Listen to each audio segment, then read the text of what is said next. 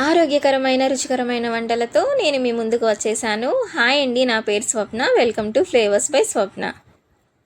ఈరోజు నేను చేపల పులుసు ఎలా చేయాలో మీతో షేర్ చేసుకోవాలనుకుంటున్నానండి. ఇక్కడ నేనైతే ఈరోజు కొరమీను చేపలు తీసుకున్నాను. ఈ చేపలు చాలా టేస్టీగా, ముళ్ళులు కూడా చాలా తక్కువగా ఉంటాయి. పిల్లలు కూడా ఈజీగా తినేసేయచ్చు. దానికోసం ఇక్కడ నేను నిమ్మకాయ సైజు అంత చింతపండుని శుభ్రంగా కడుక్కొని నానబెట్టుకున్నానండి. దానిలో కొంచెం ఉప్పు కూడా వేసుకొని ఒక హాఫ్ అన్ అవర్ పాటు నానబెట్టుకోవాలి. ఈ ఫిషెస్లో కొంచెం పసుపు, కొంచెం ఉప్పు, నిమ్మకాయ వేసుకొని బాగా వాష్ చేసుకోవాలి. నిమ్మకాయ వేయడం వల్ల నీచు వాసన అనేది రాకుండా ఉంటుందండి. ఇలా మొత్తం క్లీన్ చేసుకున్న తర్వాత ఇక్కడ నేను చేపల పులుసు ప్రిపేర్ చేసుకోవడం కోసం ఒక పెద్ద కళాయి తీసుకున్నానండి, వెడల్పుగా ఉండేది. దానిలో 1/2 kg ఆనియన్స్ని సన్నగా కట్ చేసుకొని ఇలా వేసుకున్నాను. దీనిలో కొంచెం కరివేపాకు, అలాగే 3 స్పూన్స్ కారం, 2.5 స్పూన్స్ అల్లం వెల్లుల్లి పేస్ట్ వేసుకున్నాను. అలాగే చిన్న గ్లాసుతో 2 గ్లాసెస్ ఆఫ్ ఆయిల్ తీసుకున్నానండి. ఇది సుమారుగా 100 ml ఉంటుంది. వీటన్నిటిని కలుపుకోవాలి. ఫిషెస్ అన్నిటిని తీసుకొని ఇందులో ఇలా వేసుకోవాలండి. వీటన్నిటికీ మసాలా పేస్ట్ పట్టేలాగా చేత్తో ఒకసారి మొత్తాన్ని ఇలా కలుపుకోవాలి. ఇప్పుడు ముందుగా నానబెట్టుకున్న చింతపండుని మొత్తం స్మాష్ చేసుకొని చింతపండు రసాన్ని ఈ కర్రీలోకి ఇలా వేసుకోవాలి. ఈ వాటర్ అనేది ముక్కలు మునిగే వరకు పోసుకోవాలండి.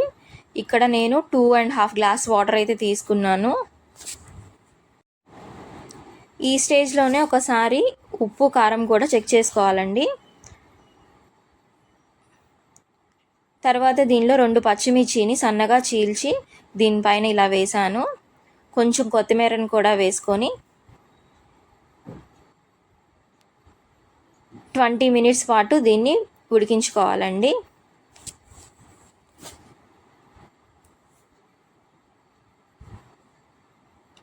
ఇలా కొంచెం ఉడికినాక ఈ చేపల కర్రీ చేస్తున్నప్పుడు మనం గరిటెని అయితే అసలు యూజ్ చేయకూడదండి. ఇలా పెట్టుకొని తిప్పుకోవాలి.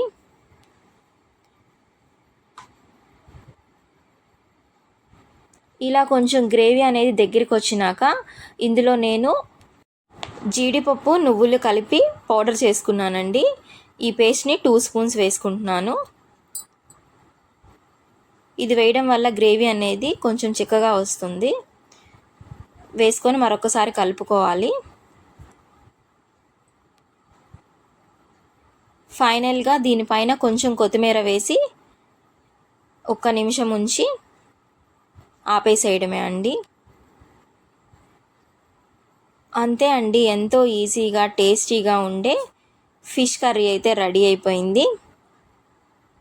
ఈ వీడియో కనుక మీకు నచ్చినట్లయితే తప్పకుండా ఒకసారి ట్రై చేయండి. మీకు ఎలా వచ్చిందో కామెంట్ చేయండి. మీ ఫ్రెండ్స్ అండ్ ఫ్యామిలీకి షేర్ చేయండి, లైక్ చేయండి, సబ్స్క్రైబ్ చేయండి. Thank you for watching. Please subscribe.